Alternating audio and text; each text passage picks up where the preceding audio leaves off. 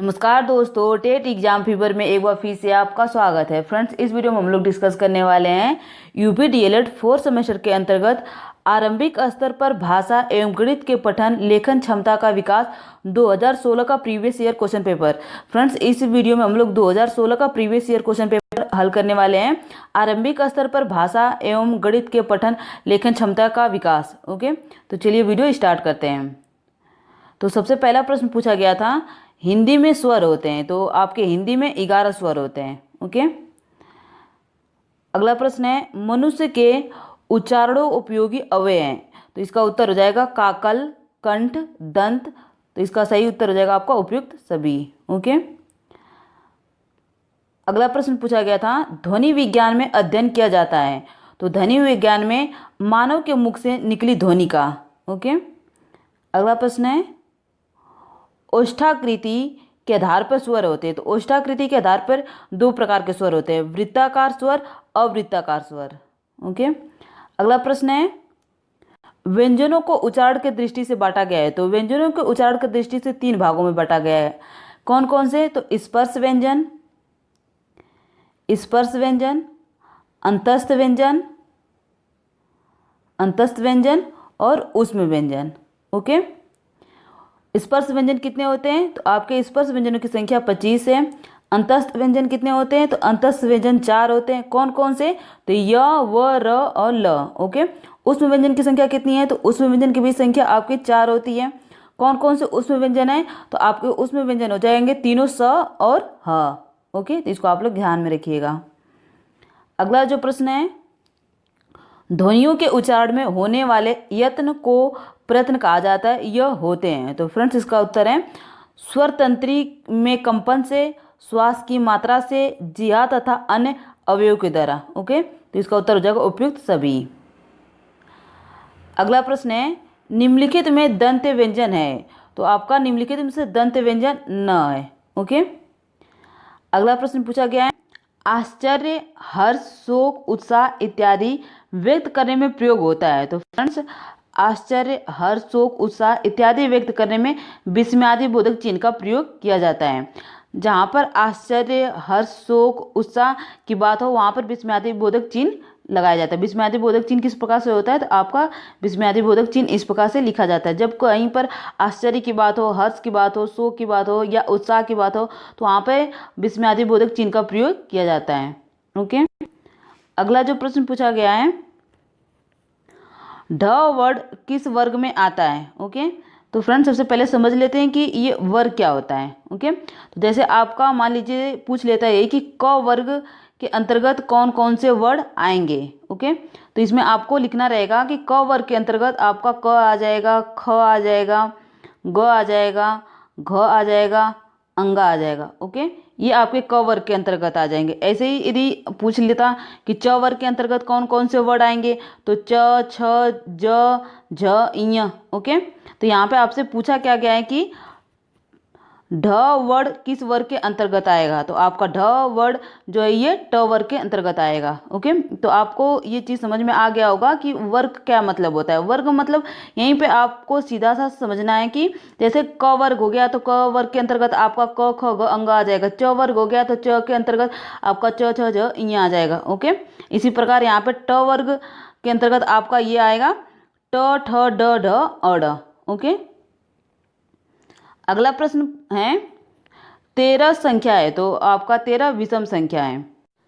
प्रश्न है, अवरोही क्रम है, तो आपका इसका उत्तर हो जाएगा अवरोही क्रम है 11, 9, 7, 5, 2।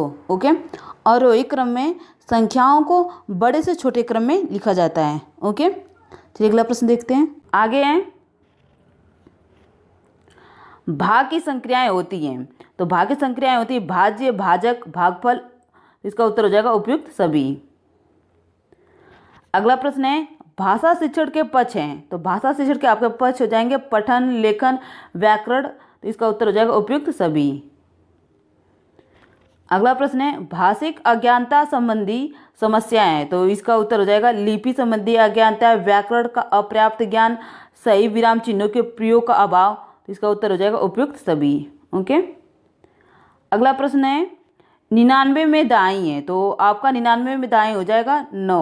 ओके, यदि पूछता है यहीं पे कि 99 में इकाई है तो आपका इकाई भी 9 हो जाएगा। ओके, अति लघु प्रश्न के अंतर्गत पूछा गया है लेखन का अर्थ बताइए, तो इसका उत्तर हो जाएगा मन के भाव एवं विचारों को लिपिबद्ध करते हुए, तो इस प्रकार की अभिव्यक्ति को लेखन कहते हैं। मतलब आपके मन के अंदर जो भाव एवं विचार है उसको आप लिपिबद्ध करते हो, उसको आप लिखते हो, तो इस प्रकार की अभिव्यक्ति को लेखन कहते हैं। अगला जो प्रश्न है, उच्चारण का दृष्टि से व्यंजन की 3 श्रेणियां लिखी हैं। तो उच्चारण की दृष्टि से आपकी 3 व्यंजन होते हैं। कौन कौन से? स्पर्श व्यंजन, अंतस्थ व्यंजन, ऊष्म व्यंजन। स्पर्श व्यंजन की संख्या कितनी होती है? 25 होती है।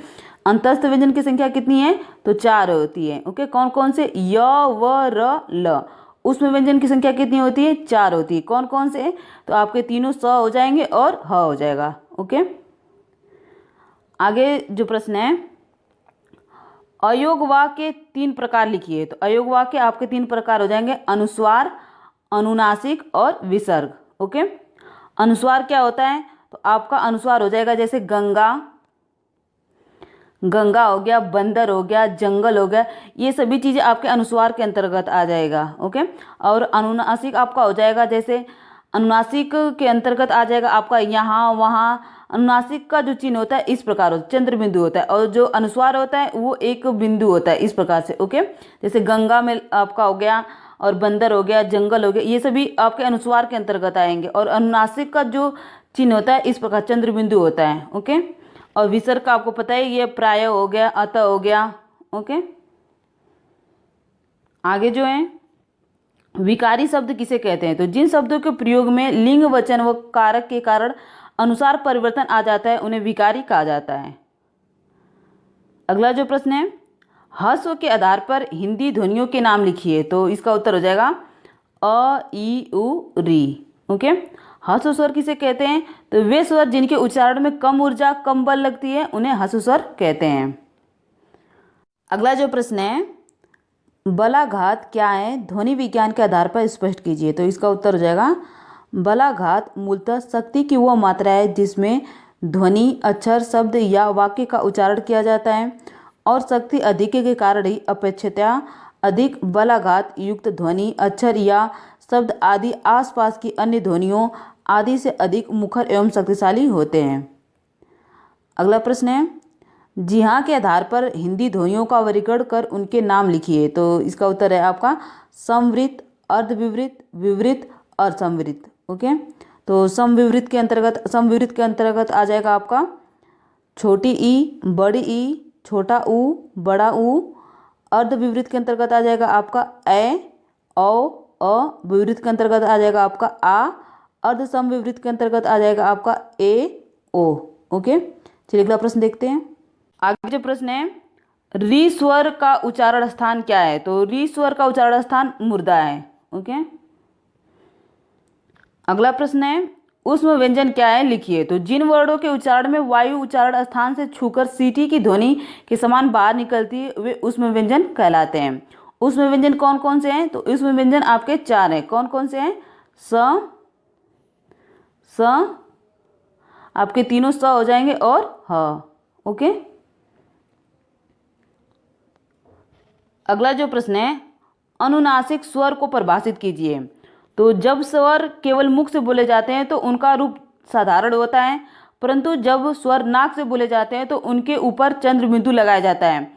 ऐसे स्वर नाक से बोले जाने के कारण अनुनासिक कहलाते हैं। जैसे आपका उंगली हो गया, आदि हो गया, यहाँ वहाँ, ये सब क्या होंगे? तो ये आपके अनुनासिक स्वर कहे जाएंगे। ओके, अगला जो प्रश्न है, हलन से क्या अभिप्राय? लिखिए। तो हलन से अभिप्राय है आधा वर्ड या स्वर रहित वर्ड, जब किसी व्यंजन को स्वर रहित लिखना होता है। अगला प्रश्न है, अंग्रेजी वर्णमाला में कितने वर्ड होते हैं? तो अंग्रेजी वर्णमाला में 26 वर्ड होते हैं। अगला प्रश्न पूछा गया है, च वर्ग की ध्वनियाँ कितनी है? नाम लिखिए। तो फ्रेंड्स, अभी हमने आपको बताया कि वर्ग क्या होता है। ओके, जैसे अभी हमने आपको बताया था कि क वर्ग में यदि आपसे पूछ ले कि क वर्ग के अंतर्गत लिखिए, च वर्ग के अंतर्गत लिखिए, जैसा कि अभी ये पूछा गया है, ट वर्ग के अंतर्गत लिखिए, तो इसको आप आसानी से लिख सकते हैं। च वर्ग के अंतर्गत आपका क्या हो जाएगा? च, छ, ज, झ, इय। ओके, अगला प्रश्न पूछा गया है, गुणा में कौन कौन सी संक्रियाएं होती हैं, लिखिए। तो गुणा में निम्न संक्रियाएं होती हैं, कौन कौन सी होती हैं? गुणनफल, गुणज, गुणक। ओके, तो चलिए अगला प्रश्न देखते हैं। अगला जो प्रश्न है, 345 में सभी अंकों का स्थानीय मान लिखिए। तो फ्रेंड्स, आपका स्थानीय मान इस प्रकार से लिखा जाएगा, 5 का 5 हो जाएगा, 4 का 40 हो जाएगा, 3 का 300 हो जाएगा। ओके, 5 का 5 होगा, 4 के आगे एक अंक है तो आपका 1 जीरो लग जाएगा, 3 के आगे आपके 2 अंक हैं तो 3 के बाद 2 जीरो लग जाएगा। ओके, तो फ्रेंड्स ये थे आपके स्थानीय मान। ओके, लघु उत्तरीय प्रश्नों को हम लोग डिस्कस नहीं करेंगे क्योंकि वीडियो बहुत ही ज़्यादा लंबा हो जाएगा, और लघु उत्तरीय प्रश्नों में अधिकतर प्रश्न जो होते हैं वो आपको बनाकर लिखने रहते हैं। ओके, तो फ्रेंड्स आज के लिए बस इतना ही। यदि आपको ये वीडियो पसंद आती है तो प्लीज़ ज़्यादा से ज़्यादा लाइक, शेयर, सब्सक्राइब कीजिएगा। धन्यवाद।